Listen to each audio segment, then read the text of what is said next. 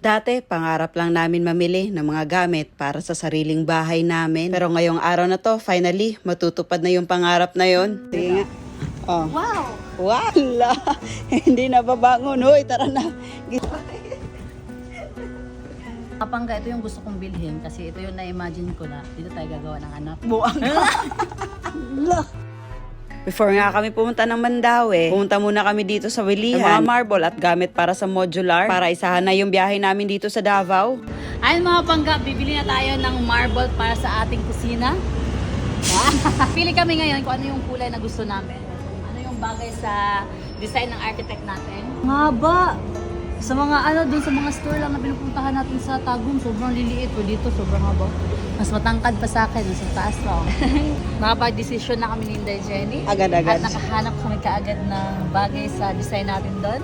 Ang ganitong kalaking marble nga ay nagkakahalaga ng 26,000 pesos. Dito lang din kasi tayo nakahanap ng ganito kalaki at marami din kasi ang paglalagyan natin. Yung countertop sana kasi natin ay ginawa na lang nating lutuan. Sa kadahilan na sobrang sikip nga ng kusina natin. Dahil alam nyo naman, diba? Siniksik lang talaga natin yung lahat ng kailanganin natin sa loob ng bahay. Since building na talaga siya. So ang total na nagastos natin dito kasama na yung delivery ay 38,724. At after nga, pumunta na kami dito sa Mandaue Foam. Hello! Mandaue, guys! Ayan, so Kasi? bibili kami ng mga sopa. Kita talaga sa mga mukha namin dito na sobrang excited at masaya kami. May na-imagine mo? Ano yung na-imagine dapat? Ano? Buisit ka. Halos lahat na nakikita niya, cute. Ang ganda daw. May sale! Yes! May napili na tayo na sofa. Ala!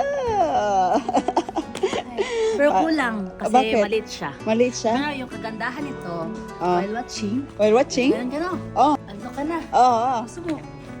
Ay! Ang ganda! Di lang yan. Pwede yung ganyan. Wow! Ang galing!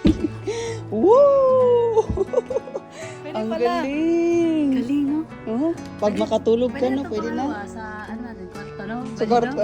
no? Yan na lang. Oh. Sobrang na-excite nga talaga si Norme dito. Ang dami na niyang plano. Pero syempre, sa sobrang dami na iba't ibang design dito, ay kahit sabihin mo na kapag decide ka na, malilito ka pa rin talaga. Ang cute nito, may Hello, oh! Ang cute! No. Oh, amazing. Wow! Oh. Aside kasi sa gusto natin na maganda, yung pipiliin natin na sofa, kinukonsider din natin yung laki. Baka kasi mahirapan tayo. Sakto lang kasi yung space natin para sa sala. Mga pangga na change yung mind namin. So, itong sofa dito yung nagustuhan namin kasi madaming pillow. Una. Gusto niya lang daw yung maraming unan kasi yung isa, gusto niya din to kaso wala daw libre. Hindi daw to libre. Kaya nga, sabi ko ba't yun nilagay dyan? Yun, di pala yung libre. Suki ka pala ng libre mo Oh, eh. tapos dito pala sa kilid. Oo. Madaming unan. Handcake pillow. Oh. Pero hindi na to kasali. Asan? Ito, hindi kasali. Ito, ilagay natin ito doon. Hindi kasi. Thank you, Lord. Ano? Anong problema? Saba, magkain ni siya. Mangga, mali pala yung sinabi ko na 53,200 kasi yung regular price niya 66,500. Ah, laban tayo dito kasi kailangan natin. Apel pa ni sir? Ay, tulong pa. Ang mahal-mahal, walang tibol. Andito na eh. So, yung napili namin na kulay ni Norme is ito, parang brown siya. Mga wood ba yung sa loob ng bahay natin mga pangga. Bisag gaigit-igit namin. Ay, ito yung kulay dito, pero papalitan Yes, to ng ito. ito. So, yan yung mangyayari. After nga namin makapili ng sofa, dito na naman kami sa mga bed frame at foam. Halika dito, Mike, kasi yung mga foam nila dito, pwede i-try. Depende sa atin kung saan tayo komportable. Oh, sige nga. Oh. Wow! Wow! Pwede matulog. Hoy, pwedeng higaan pero hindi pwede anuhin yung paa mo. Smooth. Ito, smooth siya pero matigas. Oh, sige nga. Parang mas yan Mas yung need okay natin. ito sa atin. No? Hindi na babangon. Hoy, tara na. Gising na, gising. Goy! Ano sa tingin mo? Komportable tayo dito? Wait lang. Komportable tayo? Ang ganda. Oh, ito sa kabila. Dali. Meron nga daw natutulog dito sa Oh? Mas okay, no? Mahal daw to. Ito yung pinakamahal daw. Pinaka-premium. Ah, 23,000 to. Oo. Ito na yung ano natin. Ayan. Pero mas Queen mahal, size. diba? Kinara ni silupin. So yan mga pangga, bibili tayo ngayon ng isang queen size na premium na foam at saka yung dalawang semi-double. Tapos 8 na yung ganito.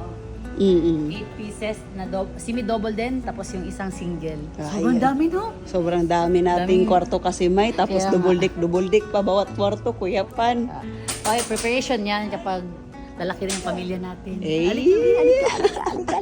Pag lalaki na yung pamilya natin, mas better.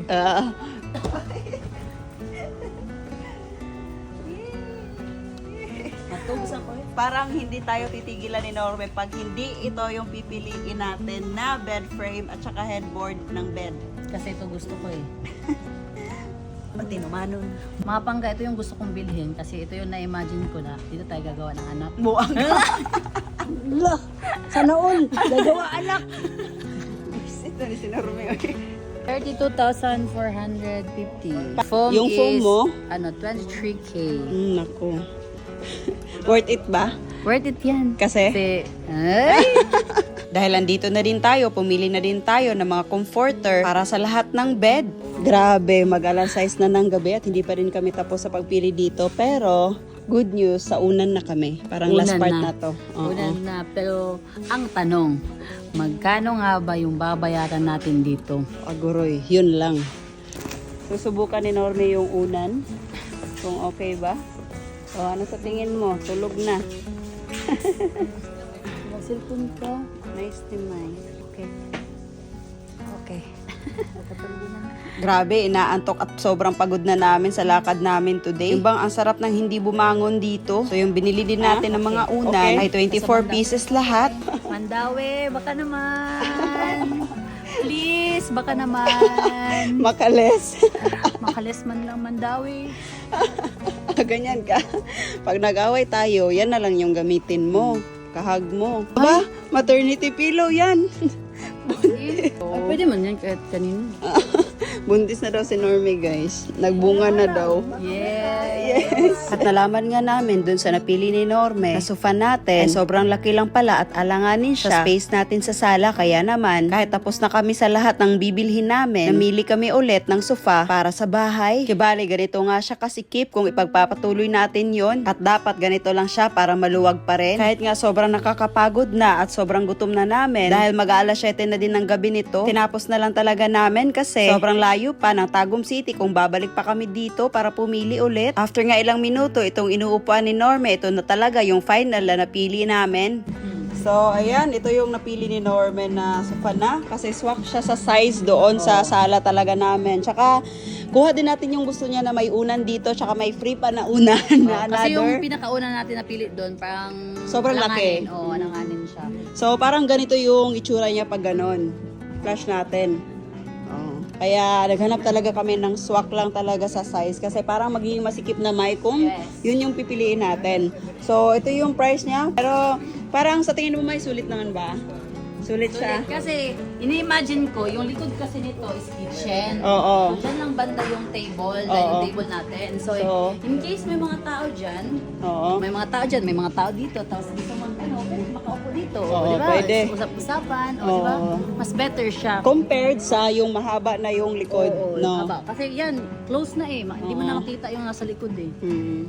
Salamat sa Panginoon, nakahanap na talaga kami kasi unong oras na may magsi 7 p.m. So ito nga yung total na babayaran natin. Hindi pa kasali yung bed frame namin dito ha. Magpapagawa ka pa ng bahay? Isang beses lang. Isang beses lang, tama na. After na, wag na. Ano, ba't ganyan yung mukha mo? Dapat happy ka kasi nakabili ka na ng mga foam. Buti na lang talaga at timing na timing yung pagpunta namin dito kasi nakasale yung Mandawi at malaki-laki din talaga yung na-save namin. Ang saya mo. Kasi di ba sabi ko sa'yo, mag-ano talaga yan, 200k talaga yung presyo na yan. Di ba? At least ngayon, nakatipid ka. Makakabili pa ka ng kortina, day. Happy, naka-discount. Meow, meow, meow, meow. Sobra yan! Sobra pala. Hindi pala basta-basta mapagawa ng bahay na. Di ba? Last time, excited ka mapabahay. Bakit ganyan? Parang nagsisisi ka na. Masisisi ka talaga may paggastos na pag-usapan. Pero pag iisipin mo lang yung bahay, excited, Oo, no? no? Oo. Pag dream mo pa lang, goods, motivated. Oo. Kung nagpapagawa na, wala stress na. Kasi puro gastos na. Wala ne. At ito nga din yung babayaran natin para sa bed frame namin ni Norme. Ano ba pala? Akala mo nasali na lahat kanina. Ala. Pero at least masaya pa rin kasi tapos na tong problema namin na to. Iba na naman yung iisipin namin.